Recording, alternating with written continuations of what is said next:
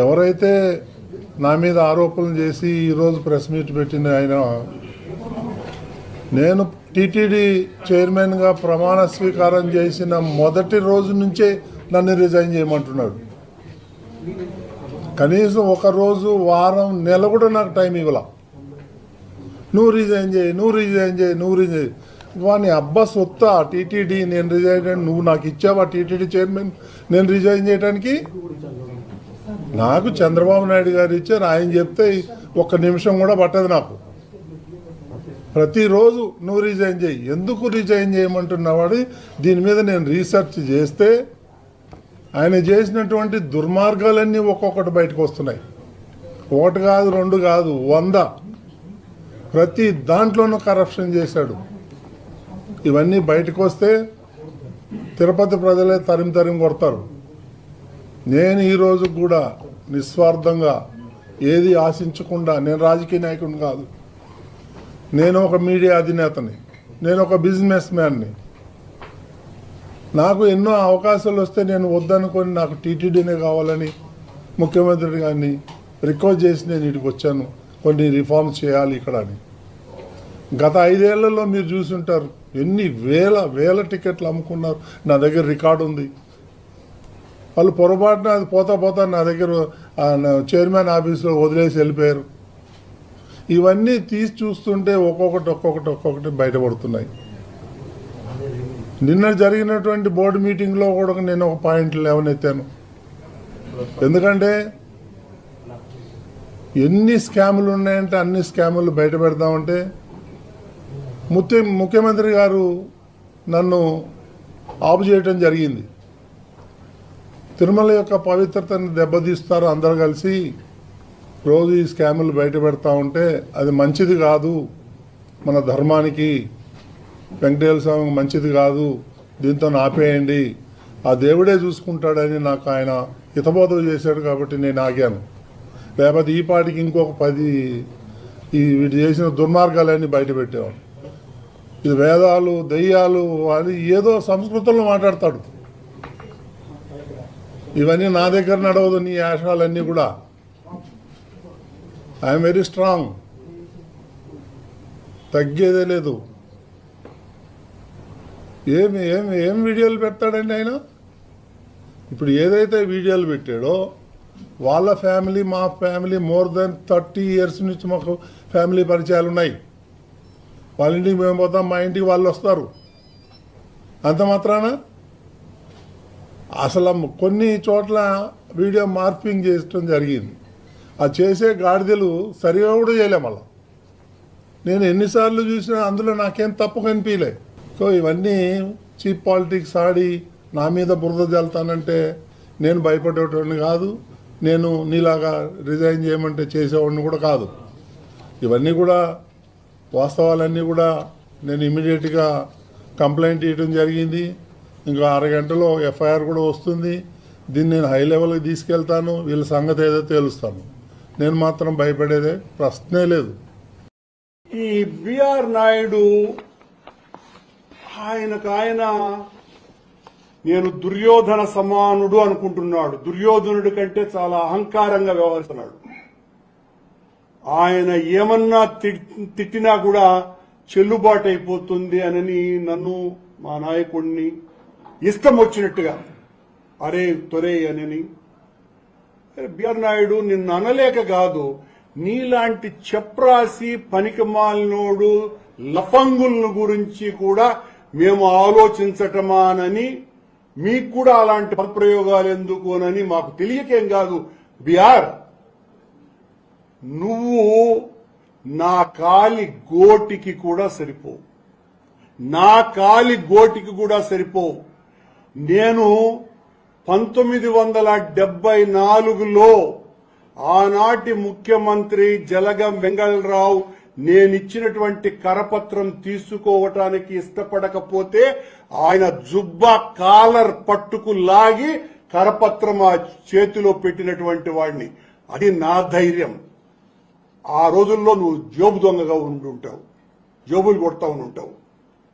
నువ్వు నా గురించి ఏందేందో మాట్లాడుతున్నావు. మళ్ళీ మాట్లాడతా దాని మీద.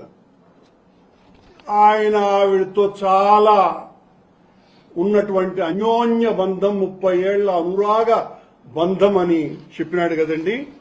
ఆవిడ ఎవరైతే ఈయన అన్యోన్య బంధం అని అన్నాడో ఆవిడ 2019 ఎన్నికలప్పుడు గౌరవనీయ పూర్వ ప్రస్తుత ముఖ్యమంత్రి చంద్రబాబు నాయుడు గారు తెలుగుదేశం పార్టీకి ఆవిడ పంపించిన లెటర్ మొదట దీన్ని చూపుతున్నాను. ఇదిగో తెలుగుదేశం పార్టీ అటెస్టేషన్. అలాగే నారా లోకేష్ గారికి కూడా పంపించింది దాని అటెస్టేషన్.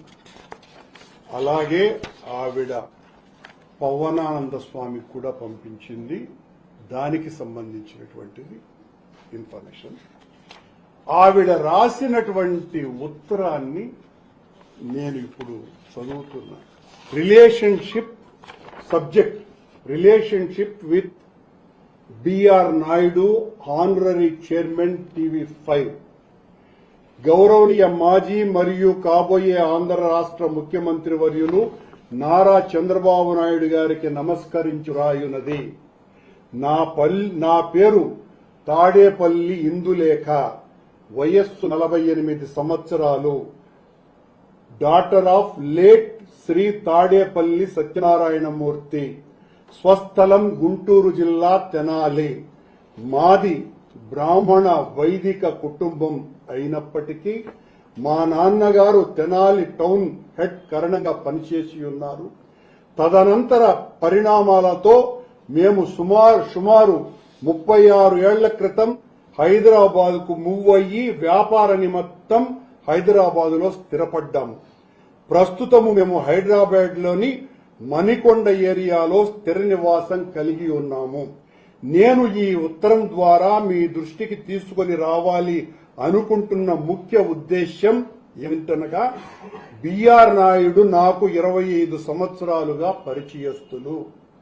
ఆ పరిచయం కొన్ని ఏళ్ల తరువాత రిలేషన్షిప్ గా మారింది. ఈ ప్రయాణంలో నాయుడు గారి వలన సుఖం సంతోషం తోడు లేకపోగా అనేక అవమానాలు ఆర్థిక ఇబ్బందులు పడ్డాను, ఇంకా పడుతూనే ఉన్నాను. నన్ను ఏనాడు ప్రేమగా బాధ్యతగా చూడలేదు. అరగంట కోసం నేను అనే విషయం నాకు అర్థమయ్యేసరికే ఏళ్లు పట్టింది. నాయుడు గారు నన్ను బాగా చూసుకుంటాను, ప్రపంచంలో అందరికంటే నువ్వంటేనే ప్రేమ, నన్ను వదిలేయొద్దు అని కళ్ళనీళ్లు పెట్టుకుంటే నమ్మి ఈ రిలేషన్షిప్ స్టార్ట్ చేశాను. నాకు ఒకే కూతురు, ఆ అమ్మాయి 16 సంవత్సరాలుగా SLE సిస్టోని లూప్స్ ఏంటది అనే జబ్బుతో ఇమ్యూన్ డిసీజ్ తో ప్రతి క్షణం జీవితంతో పోరాడుతూ ఉన్నది. నాయుడు మాటలు నమ్మి రిలేషన్షిప్ స్టార్ట్ చేశాక మా అమ్మాయికి SLE వచ్చింది. రిలేషన్షిప్ స్టార్ట్ చేశాక మా అమ్మాయికి SLE వచ్చింది. నేను మందులకి ఖర్చులకి కూడా ఎంతో ఇబ్బంది పడ్డాను. ఎవరితో మాట్లాడకూడదు, ఏ పని చేసుకోకూడదు అనేది అనుమానం ఆయనకు. ఆయన చూడాలి అంటే తాళి కట్టానా, బాకీ ఉన్ననా